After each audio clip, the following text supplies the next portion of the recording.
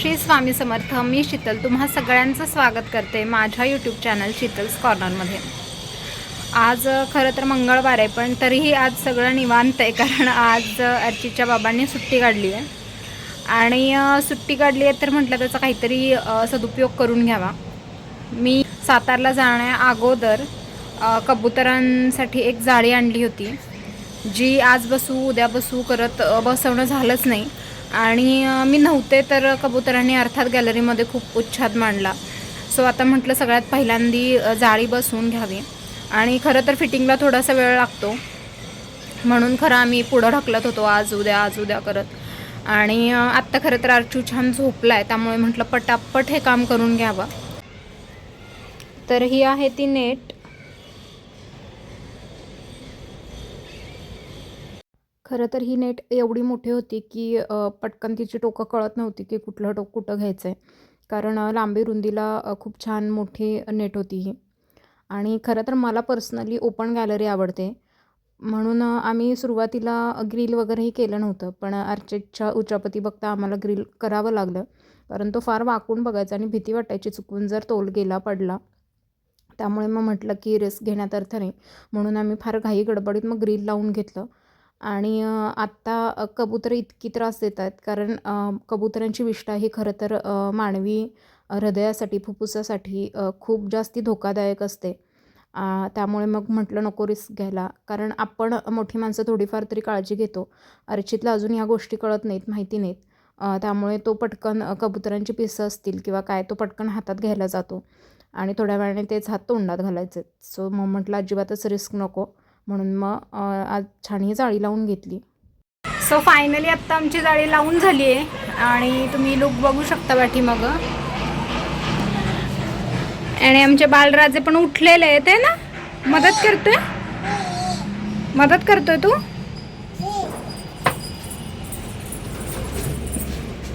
पप्पांना मदत करतो लावायला.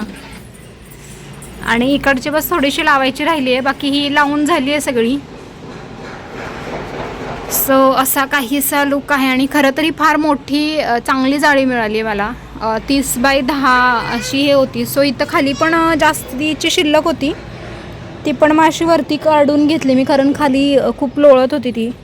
सो मग ती पण वर काढून अशी फिक्स केली आहे. आणि असा काहीसा लुक आहे सध्या जाळीचा.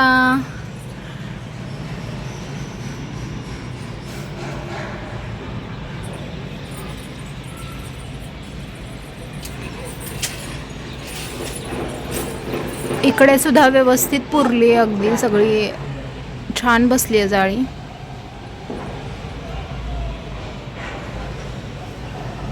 सातारवरून आल्यापासून अर्चितचं सतत शंकरपाळ्या मागणं सुरू होतं, कारण त्याच्या आजीने त्याच्यासाठी खूप साऱ्या शंकरपाळ्या बनवून ठेवलेल्या, त्यामुळे मग तिथे डेली तो 5-6 शंकरपाळ्या खायचा. आणि इथं आल्यावर पण त्याला बरोबर आठवण व्हायची. आणि होतं असं की मी त्याला 3 वेळ जेवण आणि 3 वेळी स्नॅक्स असे प्रकार देते. तर स्नॅक्समध्ये एकदा स्नॅक्स म्हणण्यापेक्षा नाश्त्याचे प्रकार 3 वेळा देते. तर एकदा पोहे, उपमा किंवा शिरा यांपैकी काहीतरी, एकदा फ्रूट आणि एकदा मग थोडं असं काहीतरी स्नॅक्स. मग म्हटलं चला आता काहीतरी दुसरं करण्यापेक्षा इतके दिवस पोरगं म्हणतं आहे की मम्मा मला शंकरपाळी हवी. तर म्हटलं चला करून टाकूया.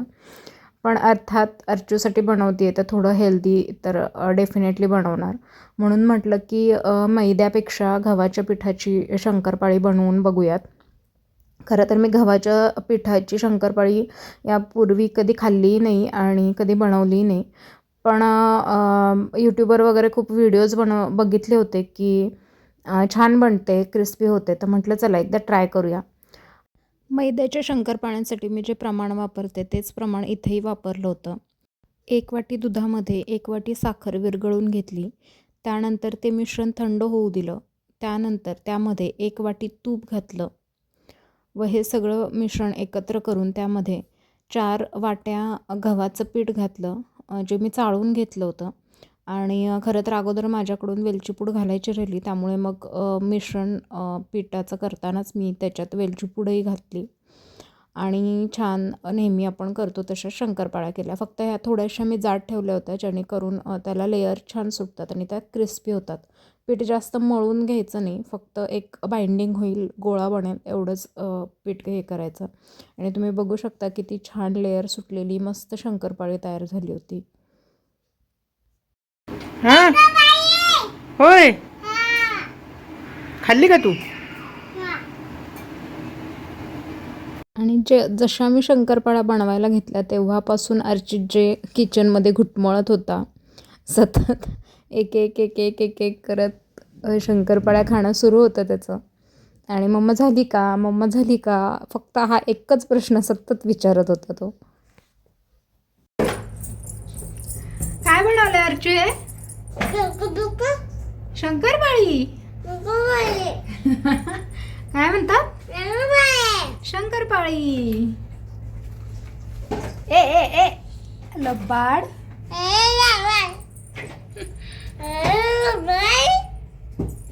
आणि माझा लेक अक्षरशः नाचत होता शंकरपाळ्या बघून. आणि काय हवं. अर्चित, हे काय केलंयस तू? इकडे बघ माझ्याकडे. काय आहे हे? काय केलंयस हे? तुला किती वेळा सांगितलं मम्माच्या लिपस्टिक्सना हात नाही लावायचा म्हणून? ऐकायला येत आहे का तुला? अर्चित, इकडे बघ, इकडे बघ सोना. बघू काय केलं तोंडाचं. बघू तोंडाचं काय केलंयस.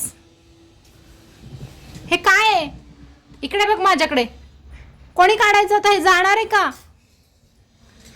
जाणार आहे का? कसं तोंड केलंयस?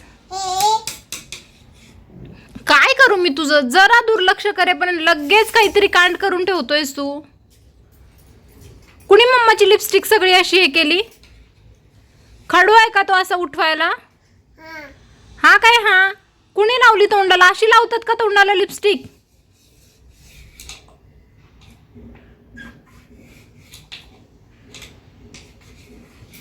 आमच्या घरात आजकाल हे नेहमीच झालंय. नजरहटी आणि दुर्घटना घटी. जरा दुर्लक्ष करेपर्यंत काहीतरी डेफिनेटली प्रॉब्लेम क्रिएट झालेलाच असतो, काहीतरी कांड करून ठेवलेलं असतं. सो मग त्याला त्याच्या बाबांसोबत खाली पाठवलं आणि मग थोडी किचनची साफसफाई करायला घेतली. सगळ्यात पहिल्यांदी चिमणी साफ करून घेतली. तेवढ्यात अर्चितचे बाबा आणि अर्चित खालून आले होते. मग म्हटलं चला थोडी त्यांची पण हेल्प घेऊया. आणि सगळ्या मग ज्या काही बरण्या होत्या माझ्या, ज्या मी ओपन वरती ठेवते, त्या सगळ्या त्यांना बाहेर न्यायला लावल्या जेणेकरून मला कट्टा व्यवस्थित धुता येईल. चिमणी पुसायला वरती चढले होते तेव्हाच वरचे पण सगळे कप्पे साफ करून घेतले होते, पुसून घेतले होते. आणि खरं तर आतमध्ये फारशी धूळ नसते, पण वरच्या साईडला धूळ बसते, त्यामुळे वरून तरी सगळे पुसून घ्यावे लागतात. आणि ओल्या फडकाने पुसल्यावर पुन्हा सुक्या फडक्यानेही पुसावे लागतात. आणि जनरली मी कॉलिनचाच वापर करते, त्यामुळे मग इझिली क्लीन पण होऊन जातं. आणि माझं सगळ्यात आवडतं काम म्हणजे गॅसचं डीप क्लिनिंग. कारण गॅस जेवढा स्वच्छ, इवन संपूर्ण ओटाच जेवढा स्वच्छ असेल तेवढा स्वयंपाक करतानाही अजून आनंद मिळतो. सो मग सगळ्यात अगोदर छान गॅससुद्धा क्लीन करून घेतला. आणि खरं तर ही जी आमची स्टाईल आहे त्याला अशा खाचा आहेत तिरक्या, तर त्याच्यातही बऱ्यापैकी धूळ साठते. त्यामुळे ठीक आहे, आता आमचं तरी ते लक्षात नाही आलं ती गोष्ट. पण जर तुम्ही कधीही किचनचं काम करत असाल तर किचनला नेहमी ज्या प्लेनवाल्या स्टाईल्स असतात त्या बसवा, जेणेकरून क्लिनिंगला बरं जातं. कारण खरं हापसुद्धा होतात क्लीन पटकन, पण थोडंसं घासावं लागतं, थोडंसं कष्ट घ्यावे लागतात. जर प्लेन असेल, जसं की माझ्या आईच्या किचनमधल्या ज्या स्टाईल्स आहेत त्या प्लेन आहेत, सो पटकन आपण जसं ओटा क्लीन करतो तसं पटकन चोथा फिरवला की पटकन ती स्वच्छ होऊन जाते, फार त्याला घासावं लागत नाही. आणि आज खरं तर मी गॅसची खूपच जास्त डीप क्लिनिंग केलं होतं. म्हणजे बेसिकली जे त्याची बटणं वगैरे असतात तिथं शक्यतो ते क्लिनिंग होत नाही आपल्याकडून जनरली. पण आज चांगला वेळही होता माझ्याकडे, मग म्हटलं चला आता हे सगळं व्यवस्थितच करून घ्यावं. सो सगळं किचन व्यवस्थित साफ करून घेतलं. आणि त्यानंतर जेवण बनवलं. कारण ॲक्च्युली मी म्हटलं की माझ्याकडे आज वेळ होता, कारण एकतर मेथीची भाजी रात्रीच निवडून ठेवली होती, त्यामुळे पटकन फोडणीला टाकली आणि दोडका कुकरला लावला, त्यामुळे पटकन स्वयंपाकही कंप्लीट झाला होता. आज थंडीच्या दिवसातली पहिली मेथीची भाजी बनवली होती. मला पर्सनली थंडीतली मेथी प्रचंड आवडते. अजिबात कडवट लागत नाही आणि खूप छान टेस्ट लागते थंडीतल्या मेथीची.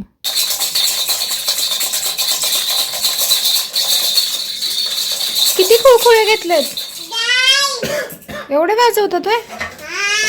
वाजवा बघू. हे आहे चिमणीचे खालचे फिल्टर्स. खरं तर याला एक्झॅक्ट काय म्हणतात मला माहीत नाही, पण ही खालची जाळी असते ही, जी साधारण 1.5-2 महिन्यातून एकदा काढून तुम्हाला क्लीन करावी लागते, कारण त्याच्यावर असं ऑइल साठतं. सो गरम कडक पाण्यामध्ये छान ह्या भिजत ठेवायच्या आणि त्यानंतर तारेच्या चोथ्याने किंवा जो ब्रश असतो आपला टूथब्रश त्याने स्वच्छ करायच्या, पटकन निघतात त्या. सो अशा प्रकारे या जाळ्याही क्लीन करून घेतल्या होत्या. चला तर मग भेटूया नेक्स्ट व्लॉगमध्ये. तुम्हाला जर माझे व्हिडिओज आवडत असतील तर माझ्या चॅनलला लाईक, शेअर आणि सबस्क्राईबही नक्की करा. सोबतच बेल आयकनही प्रेस करा, म्हणजे मी टाकलेल्या व्हिडिओचे नोटिफिकेशन्स सगळ्यात अगोदर तुम्हाला येतील व एकही व्हिडिओ मिस होणार नाही. So please like, share and subscribe. आणि हा होता जाळ्यांचा वॉश केल्यानंतरचा फायनल लुक. कसा वाटला कमेंट्समध्ये नक्की सांगा. चला तर भेटूया next व्लॉगमध्ये. Thanks for watching and stay tuned.